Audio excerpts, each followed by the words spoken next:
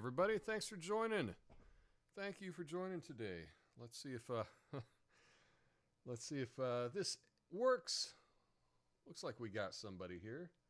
What is this? Oh, we can now see how many people are on X. That's pretty awesome. Oh, it says live viewer count is not available for X. Okay, never mind. I thought there was something new. What are you going to do, right? So, anyway, thanks for checking out my clickbaity thumbnail.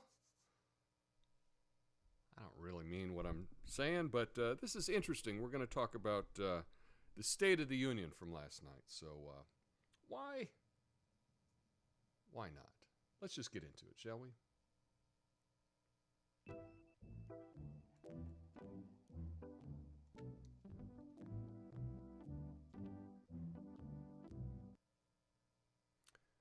Every year, we gather for the State of the Union. Flags towering, cameras gliding, applause arriving exactly when it should.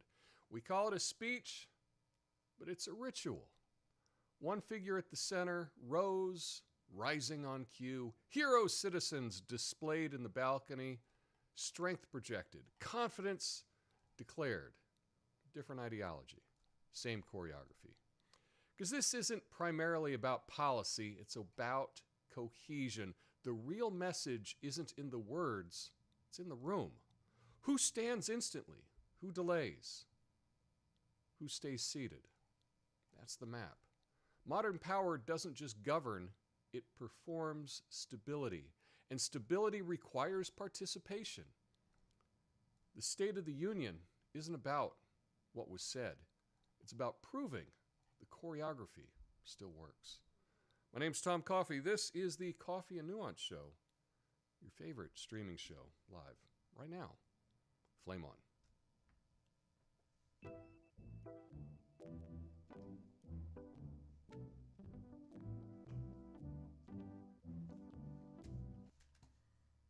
All right, and just to be clear, I'm not saying the United States is in the Soviet Union or is the Soviet Union, right? In the USSR, dissent was never televised, okay? Big difference. There was no visible opposition. There still might not be a whole lot of visible opposition in modern-day Russia, right? What I am pointing to is this kind of structural choreography, not ideology. So modern power in any system uses ritual. And if you watched the State of the Union last night, you probably heard a lot about jobs and strength and unity and division and all the usual stuff, right? And today we're not going to fact check it. No, it's not Friday. We're not going to score it. What I want to do is zoom out, okay? Because what happened last night, it wasn't just a speech. It was a ritual. So let's just look at the structure of that, shall we? So here we go. Got my little slide. Every ritual has a center, indeed. So all power systems elevate a focal point. That's just one of the things that makes them a power, right? Attention concentrates the authority, and the architecture redefines that hierarchy. You saw this in the State of the Union. You saw Trump speaking. You saw who the two people were directly over each of his shoulders. And this is structural. This isn't partisan, right? It's the same thing when a Republican is in office as when the Democrat's in office. But ritual reduces uncertainty, right? That's one of the great things about this. Stability begins with a visible center and a visible leader.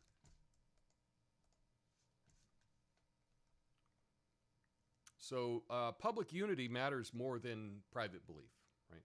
So standing ovations are like a visual reinforcement of this. The alignment, it communicates strength externally. So when you have everyone rise and applaud, boy, that really puts a lot of confidence in the people that are watching it. But this performance reassures the people at home that are watching. Unity isn't just spoken at a State of the Union, it's staged. So, descent. Oh, my Candace Owens? I know these words, right? Dissent stands out, right? So, the real signal isn't the applause, it's the hesitation, right? No participation if people are just sitting, right? That's amplified by when the camera pans over to them and they're seated.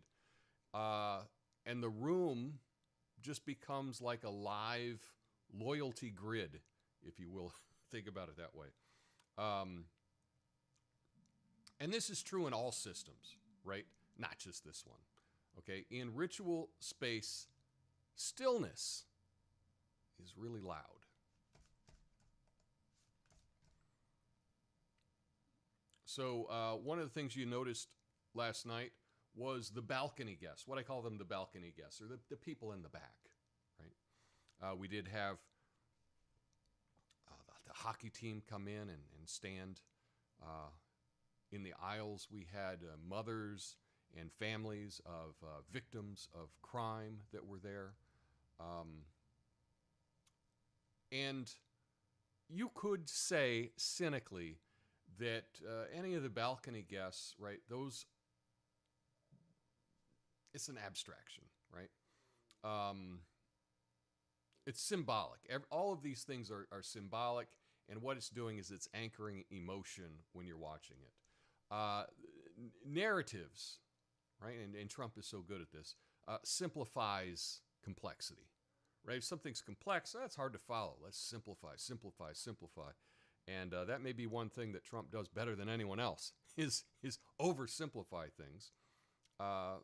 But that makes it a good story, makes it a narrative, makes it easier to follow. So this theater that we have of the State of the Union, this is serving cohesion, if you will. And a single person carries what a policy can't.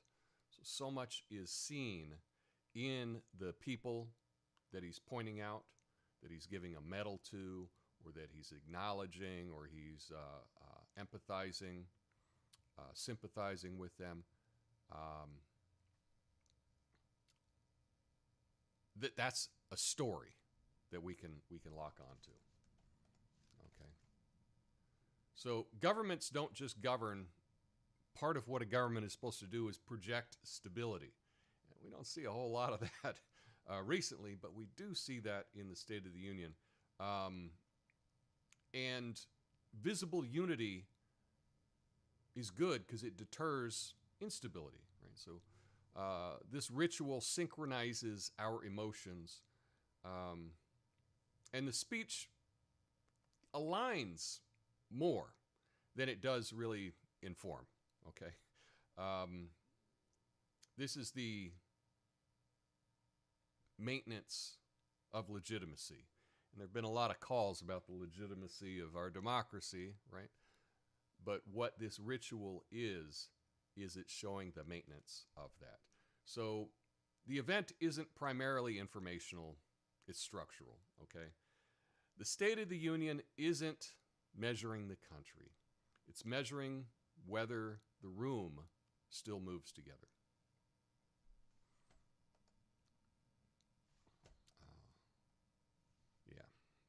So, get this.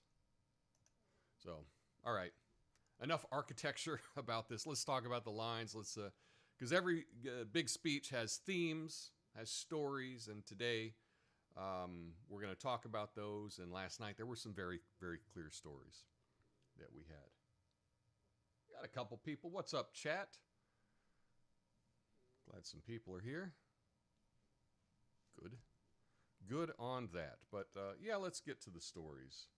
The stories, if you will. Okay.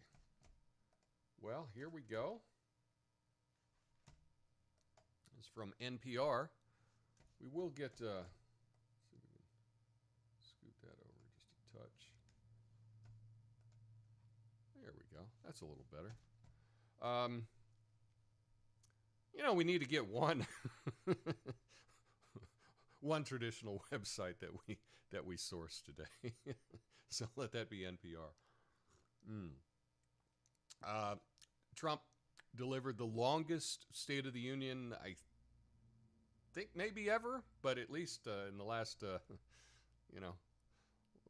last number of years. It was about an hour and 48 minutes. Anyway, it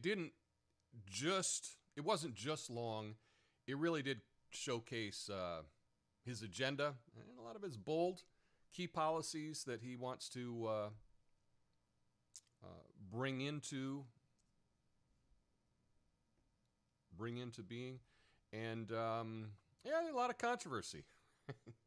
So one thing that I think that it did show, get up there for an hour and 48 minutes, boy, it really does show that this guy does have some stamina, and he seems to be in good health, and he's projecting strong leadership. That's something we didn't see with the last guy. So that should be a win, should bring more confidence to people. It's tough when you're watching a president and you're not sure if they're going to be able to make it through the speech, right? And Trump does a great job of having high energy through an hour 48. That's a long presentation, right? And he was very, very skilled at kind of drowning out the hecklers, people in the crowd that were shouting back at him. He did a really nice job of talking over them and really commanded the room. Excellent. Whether you like him or not, he did an excellent job of maintaining order and really standing out. At this rate, though, next time, maybe Trump consider an intermission. Right? Hour 48 is long, right? Maybe go halfway, do a little intermission, have some popcorn, bathroom break, right? I'm not opposed to it.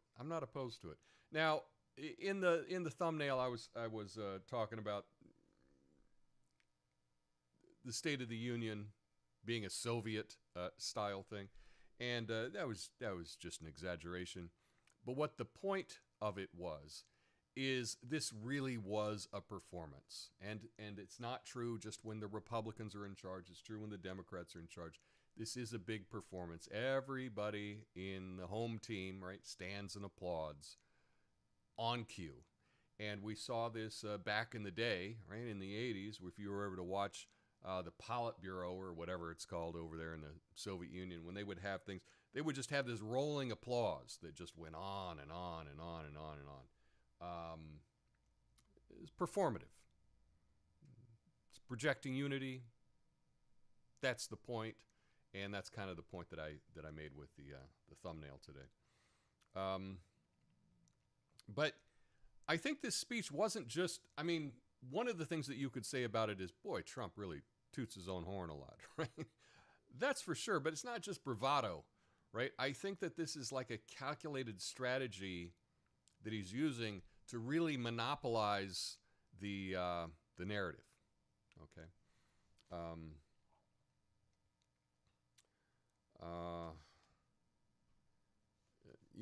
The Democrats are all trying to get these sound bites. They had some counter programming. They had the response that they had afterwards. But the real challenge is in making these kind of crafting these impactful sound bites that just kind of cut through everything.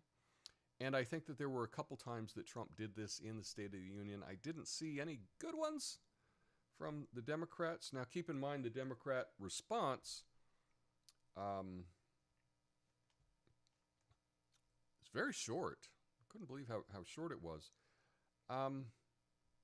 But who did they choose to give the response to the State of the Union? The Democrats chose their favorite CIA officer, ex-CIA officer, and kind of tells you how the Democrat Party is aligned. If you choose ex-CIA officer to give your response to the State of the Union, kind of tells you who the leadership of the Democrat Party is aligned with, right? And I would say the same thing back in the day when Reagan chose Bush as his vice president, right? Bush was CIA director before that.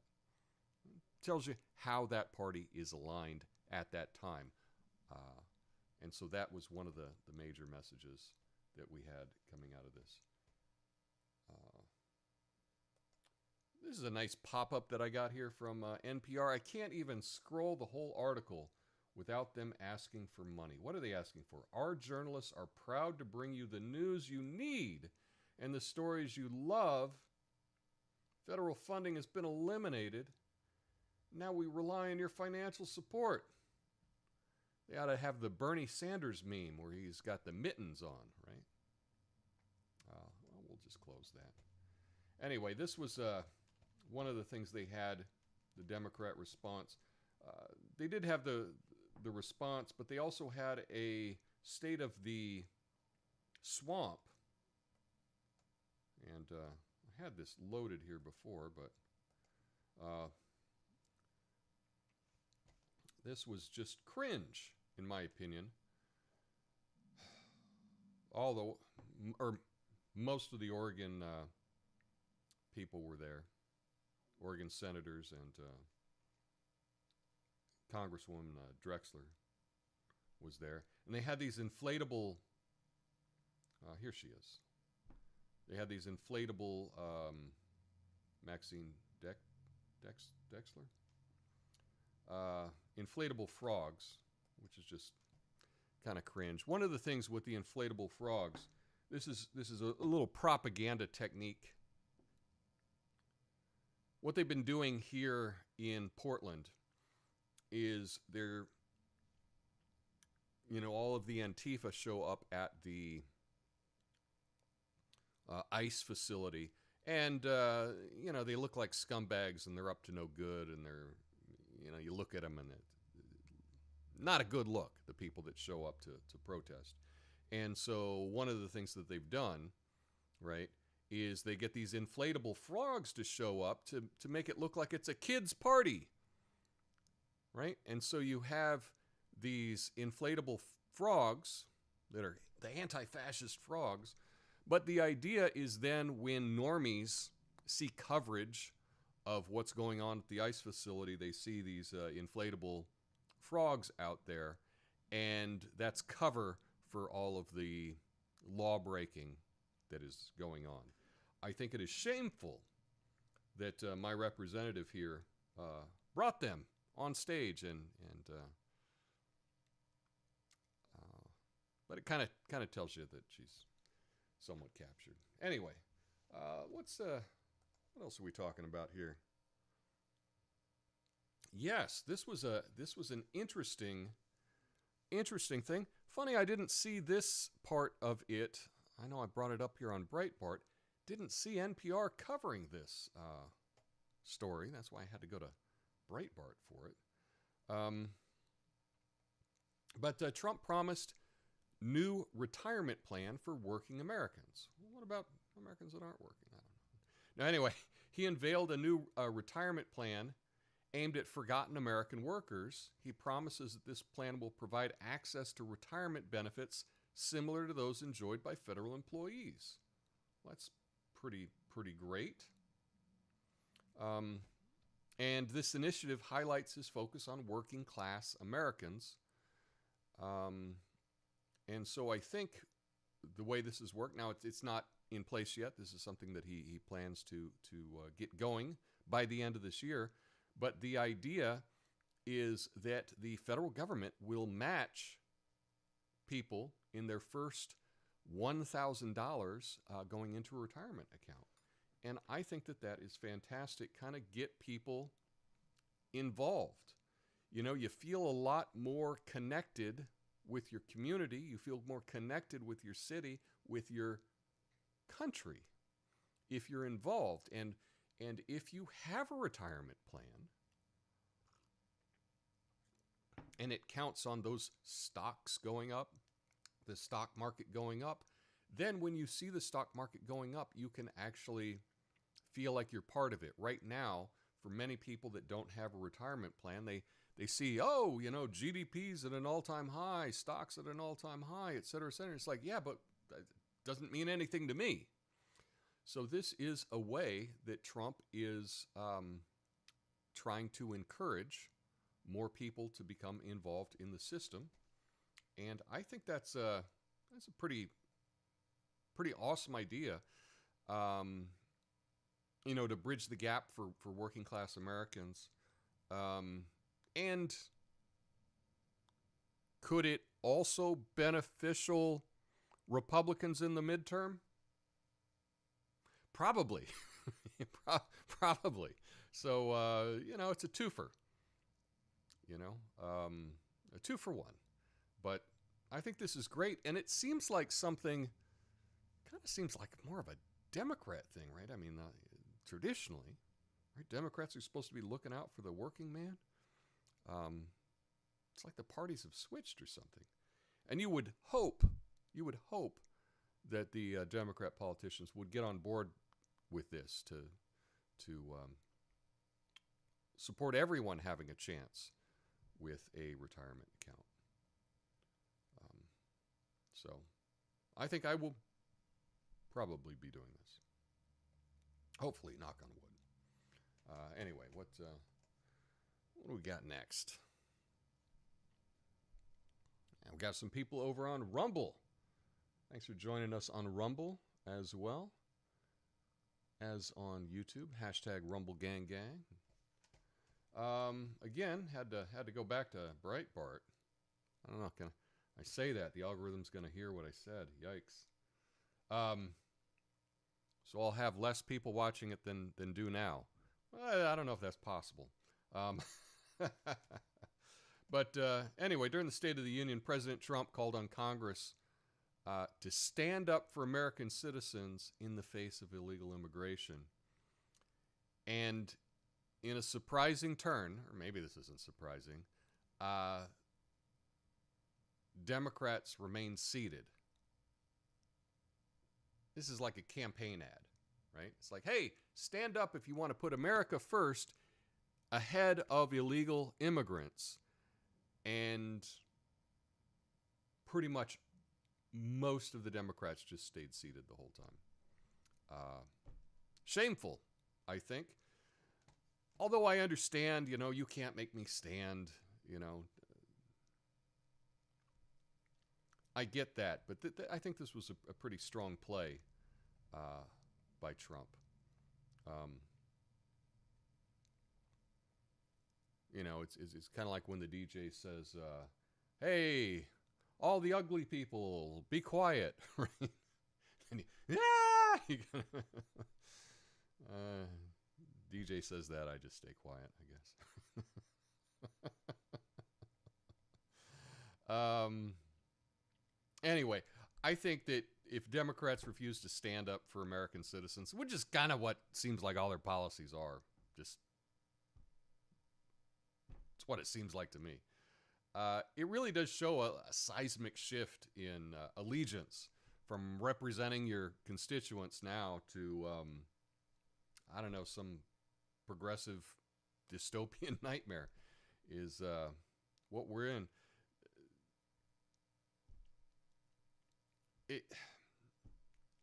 I don't know. I feel so out of it. And the thing is, I don't think I can talk to anybody about it.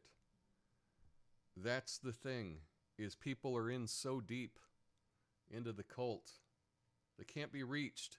Even if they see their members of Congress essentially siding with illegal immigrants over American citizens, at least he's not Trump, right? Anyway, we got Trump tariffs that were brought up.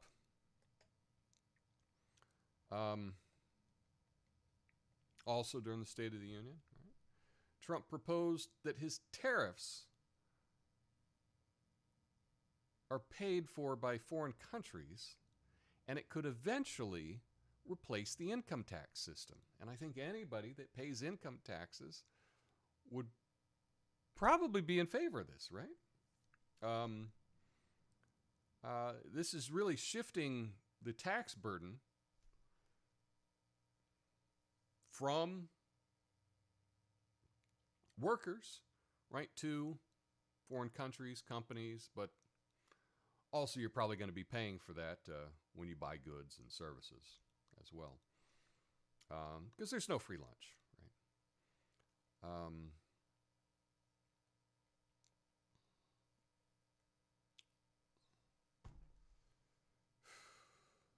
Yeah. So this is probably going to hurt people that don't pay income tax, right? Because then all of the richer people that are paying income tax, if they're no longer paying it, it has to be paid by something. Probably the prices will go up a little bit. So there is that downside. But I bring this up because this is not something that's covered in all of the press. Yeah. Anyway, let's step over to California and see what insanity is happening over there. Oh my goodness. Now for this I had to go to Zero Hedge because funnily enough, MS Now is not covering this story. But California has allocated $35 million to support illegal immigrants, providing legal aid and basic needs amidst heightened federal deportation efforts under Trump. Governor Newsom, emphasized the state's commitment to protecting families as federal immigration enforcement increases. This initiative adds to the state's existing $125 million for immigration-related services.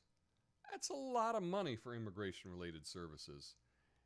And they've added another $35 million to that. Does that help Californians that were born in California or American citizens that moved to California, hardworking people? No. Not at all. Seems to be an interesting focus. Because you know that what people spend money on is what is important to them, right? Right? If keeping your electricity on is important, you pay your electric bill. Okay?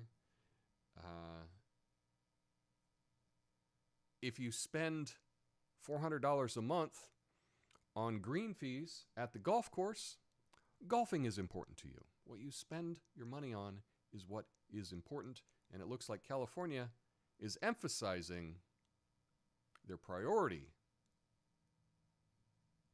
is illegal immigrants.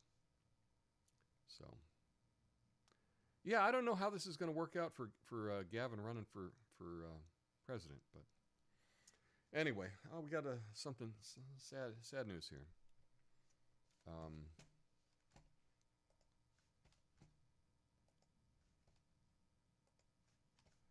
Former Norwegian Prime Minister attempts suicide after Epstein-linked raid. Yeah, he was hospitalized. Thorbjørn Jagland was hospitalized after a failed suicide attempt following serious corruption charges linked to his ties to Jeffrey Epstein. Jagland, who awarded Barack Obama the Nobel Peace Prize, faces up to 10 years in prison if convicted.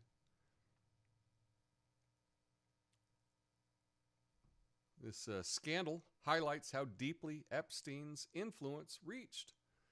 Right? So it wasn't just here in the U.S. It wasn't just in England and Israel. Right? It wasn't just in the Caribbean. No, he had influence worldwide. Very connected worldwide.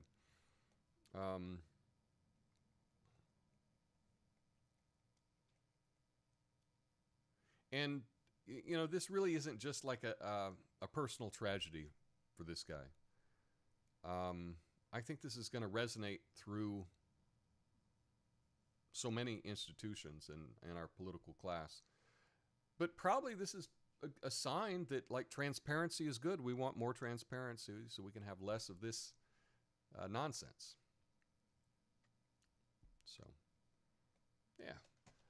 Oh, is there anything good here? No, let's this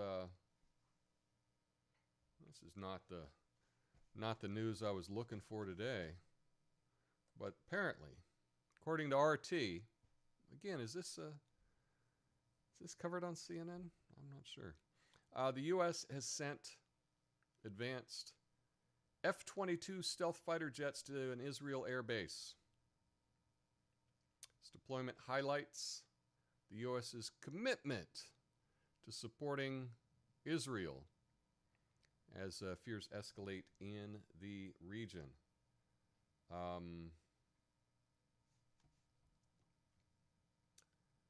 Yeah, well, I would hope that they're just going over there to take pictures and test some things out.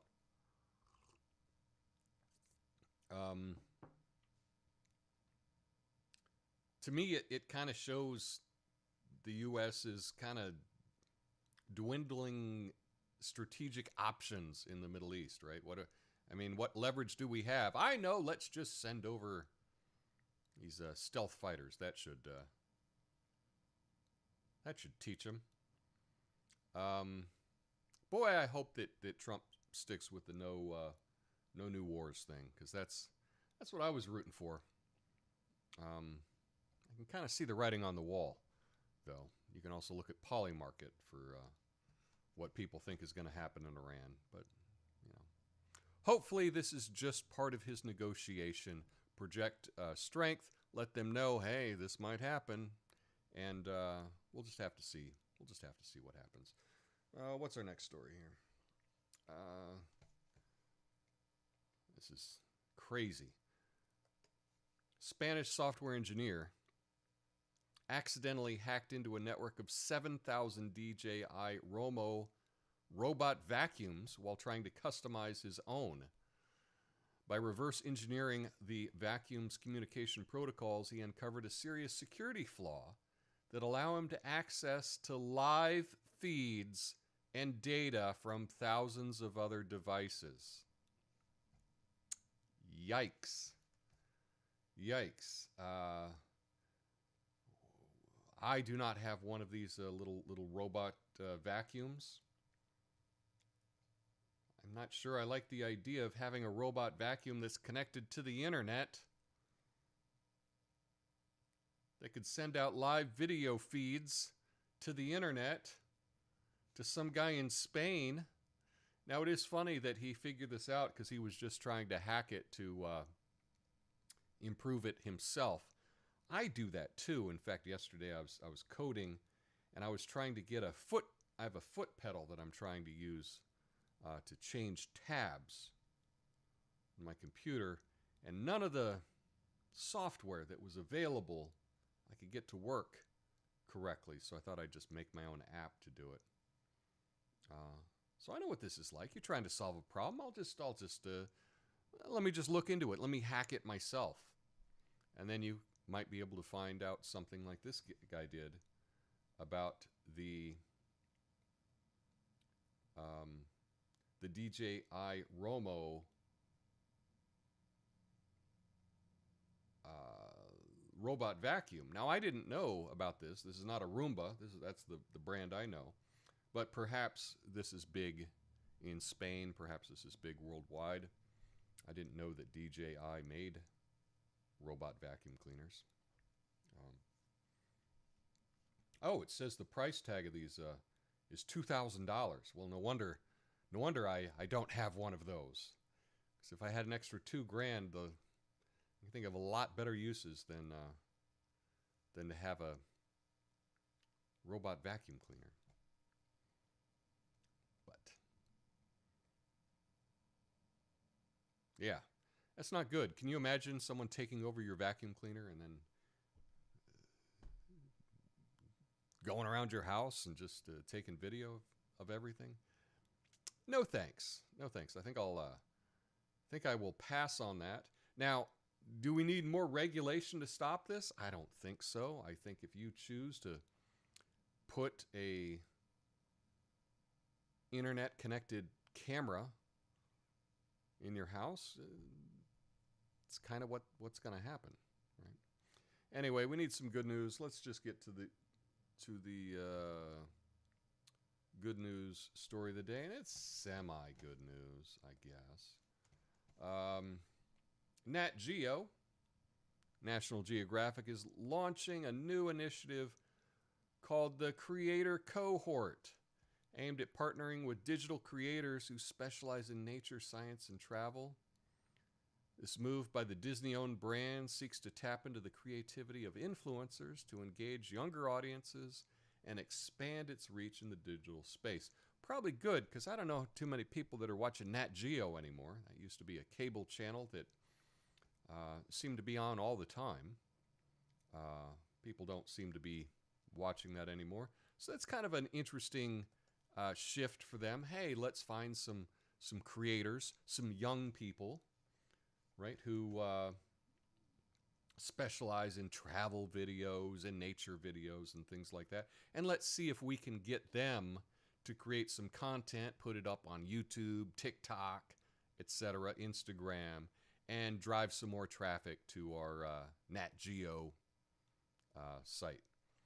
I always thought Wild Kingdom, right, was like a documentary, not a TikTok challenge, but, times change, right?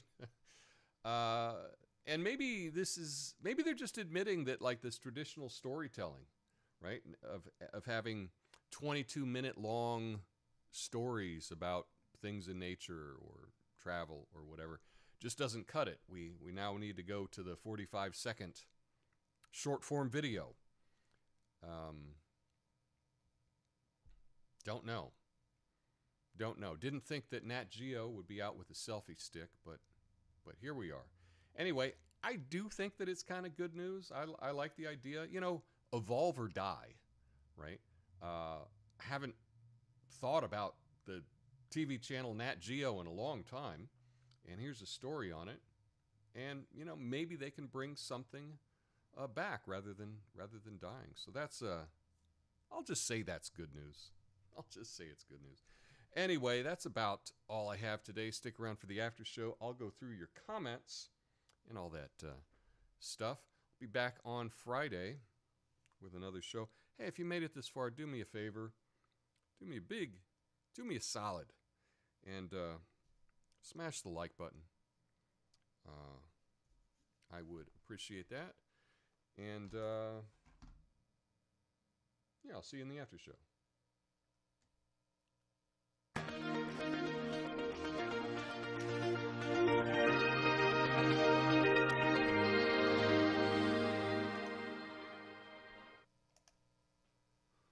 Is that it? That's all that people watched today? Okay. Yikes. Well, John checked in. Awesome. Hashtag RumbleGangGang. That's all the comments we had. Very, very, very small audience today. I don't know. Maybe this is it, right? I don't know what to do. Wow. Well, what's up, John? Thanks for joining. And hit the like button. Maybe I'll get to. Let's go for 3 likes today. Let's just go for 3 likes. Damn. I guess I got to reevaluate everything. Oh well.